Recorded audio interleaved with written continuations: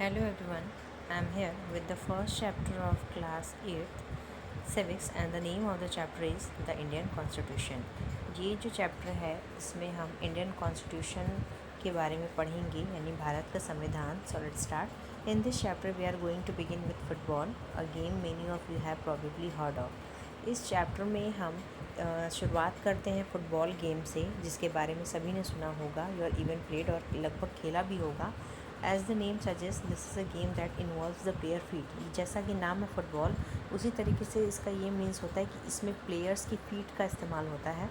According to the rule of football, football के rule के according, if the ball touches the arm of any player, कि अगर football जो है किसी भी प्लेयर के आर्म से टच होती है गोलकीपर को छोड़ करके, then this is consider a foul, तो ये फाउल माना जाएगा। So if players start holding the football in their hands and passing it around, अगर प्लेयर्स इसको अपने हाथ में लेना शुरू कर दें और एक दूसरे को पास करना शुरू कर दें, then they are not playing football anymore, तो वो फुटबॉल नहीं खेल रहे हैं।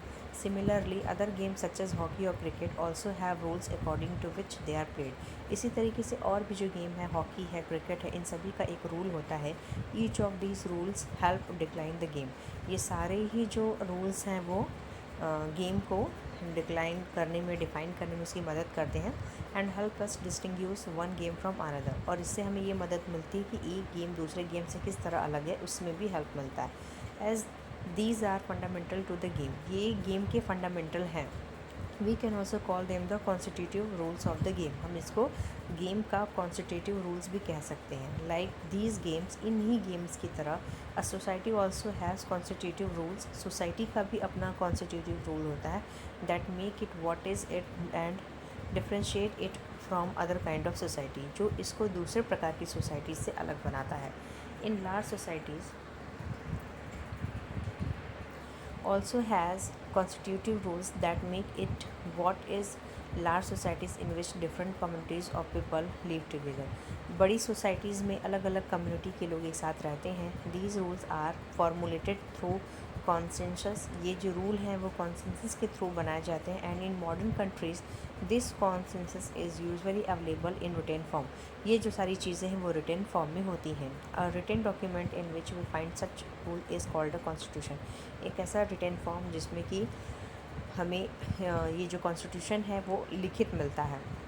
We have looked at the Indian constitution in class 6 and 7 in our social and political life text book, इसको हमने क्लास 6 और 7 में भी पढ़ा है। Have you ever wondered why we need a constitution, your been curious about how the constitution got written, क्या आपको कभी जान के आश्चर्य होता है कि क्यों हमें कॉन्स्टिट्यूशन की ज़रूरत पड़ी और क्यों इसे लिखा गया, योर हु रोट इट, किसने लिखा। In this chapter we will discuss both these issues, इस चैप्टर में हम इन सारे इशूज़ के बारे में पढ़ेंगे। And also look at the key feature of the Indian constitution, और उसके साथ ही साथ हम इंडियन कॉन्स्टिट्यूशन के की फीचर्स को भी पढ़ेंगे। Each of these feature is crucial to the working of democracy in India, ये सारे फीचर जो हैं वो बहुत ज़रूरी हैं इंडिया की डेमोक्रेसी को वर्क करने के लिए। And some of these will be the focus of different chapter in this book, और इसमें से तो कुछ ऐसे हैं जो हम इस बुक में अलग अलग जो चैप्टर है उस पर फोकस करेंगे। So the fundamental right in the Indian constitution, Indian constitution में कौन से फंडामेंटल राइट्स हैं। पहला है right to equality, all person are equal before the law, सारे पर्सन लॉ के सामने इक्वल हैं। This means that the person shall be equally protected by the law of the country, country के द्वारा जो पर्सन है वो प्रोटेक्टेड हैं। It also states that no citizen can be discriminated against on the basis of their religion, और इसमें ये भी कहा गया है कि कोई भी सिटीज़न अपने रिलीजन के आधार पर उनसे भेदभाव नहीं होगा, ना ही उनके कास्ट के आधार पर, ना ही सेक्स के आधार पर। Every person has access to all public places, सारे जो पर्सन हैं वो पब्लिक प्लेस तक उनकी पहुंच हो सकती है।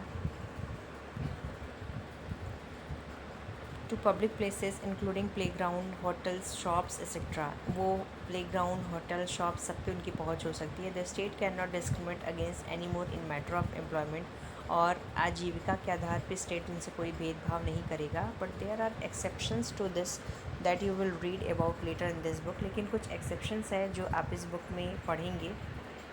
The practice of untouchability has also been abolished, और अनटचेबिलिटी की प्रैक्टिस का उन्मूलन कर दिया गया है। राइट टू फ्रीडम, स्वतंत्रता का अधिकार।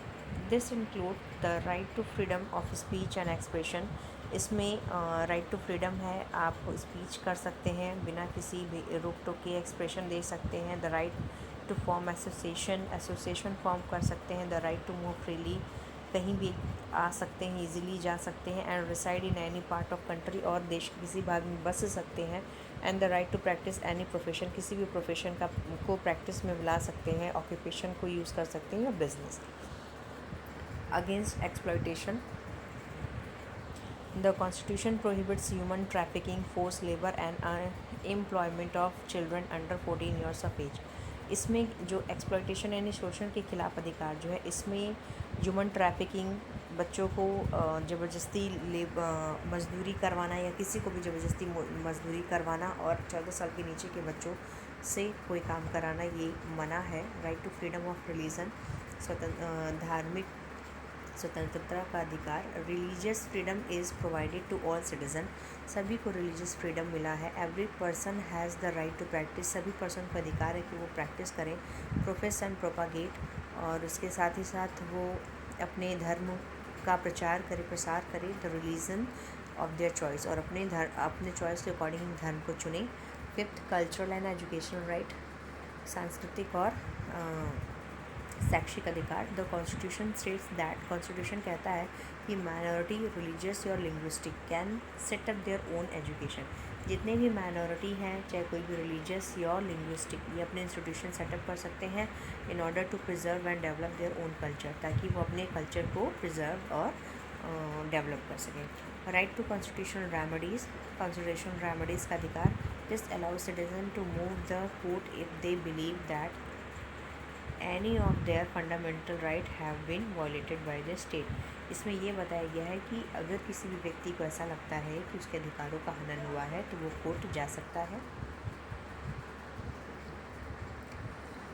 You now understand the ways in which a country's history often determines the kind of constitution that a country adopts for itself। इस तरीके से आप समझ सकते हैं कि किस तरह कोई किसी भी देश का संविधान किस तरीके से सारे जो चेंजेस है उसको अडॉप्ट करता है। The constitution plays a crucial role in laying out the ideals that we would like all citizen of the country to adhere to, including the representative and we elect to rule us. So इस तरीके से ये पता चलता है कि जो constitution है कितना इम्पोर्टेंट रोल प्ले करता है, कि इसमें जो सारे सिटीज़न हैं उनको इसका पालन करना है। उसके साथ ही साथ हम जिनको चुनते हैं उनको भी, just like in the game of football a change of constitutive rules will affect the game. जैसे फुटबॉल गेम में अगर उसके कॉन्स्टिट्यूटिव रूल को चेंज कर दिया जाए तो वो गेम को प्रभावित करेगा। Indian constitution has been amended over the year to reflect new concern of the polity. धीरे और समय के साथ साथ इंडियन कॉन्स्टिट्यूशन में ढेर सारे सुधार भी किए गए हैं, ऑफन संशोधन किए गए हैं। Often a major change in the constitution means a change in the fundamental nature of the country. अगर संविधान में ज़्यादातर चेंजेस हो जाएंगे तो इसका ये मतलब होता है कि उसका फंडामेंटल नेचर जो है वो बदल जाएगा। We saw this in the case of Nepal and how it needed to adopt a new constitution after it became a democracy. इसको हम नेपाल के केस में देख सकते हैं कि किस तरीके से मोनार्ची सिस्टम के बाद उसे डेमोक्रेटिक बनने के लिए नए संविधान की ज़रूरत पड़ी। The different feature of the Indian constitution outlined. Indian constitution का जो फीचर है डिफरेंट वो यहाँ आउटलाइंड है। Involve complicated ideals that are often not easy to grasp. बहुत ही ऐसे आइडियल्स हैं जो कॉम्प्लिकेटेड है, जिन्हें ईजिली ग्रास्प नहीं किया जा सकता। But don't worry too much about this for the moment. इस समय इतना सोचने की ज़रूरत नहीं है। In the rest of book we will as in your higher classes, जैसे जैसे हम आपके हायर क्लासेस में जाएंगे, you will read more about these different feature of the Indian constitution. तो आप इंडियन कॉन्स्टिट्यूशन के और भी फीचर्स को पढ़ेंगे and understand more substantially what they mean, और इसको और अच्छे से समझ पाएंगे कि उनका क्या मतलब है।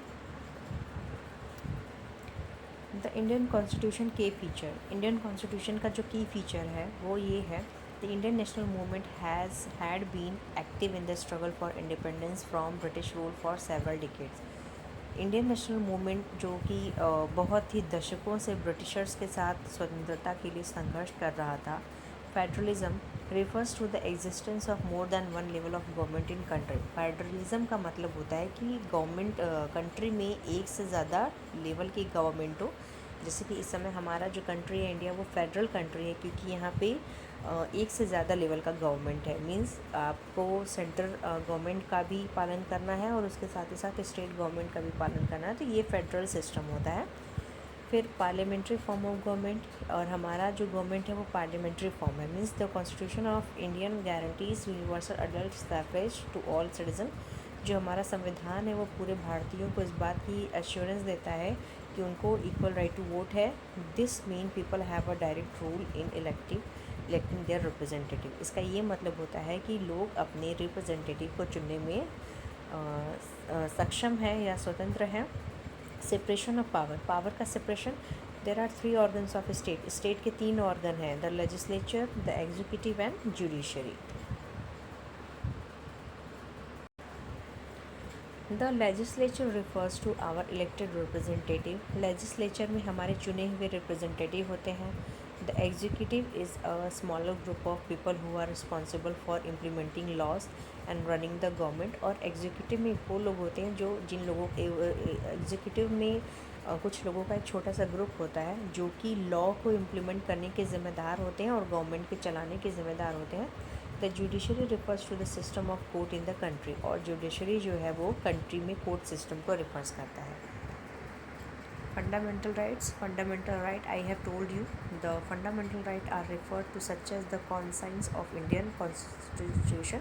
इंडियन कॉन्स्टिट्यूशन का कॉन्साइंस है। Fundamental right protect citizen against the arbitrary and absolute exercise power by the state. और फंडामेंटल राइट के द्वारा ही लोगों को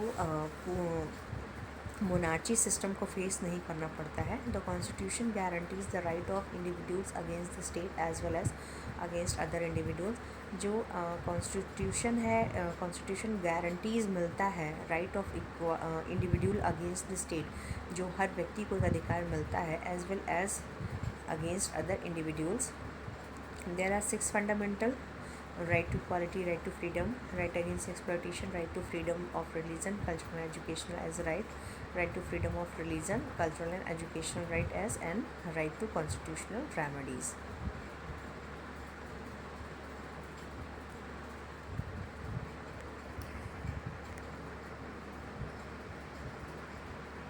In addition to fundamental right, the constitution has a section called directive principle of state policy। चूँकि fundamental right में कुछ चीज़ों को जोड़ा गया है जो कि कहलाता है directive principle of state policy.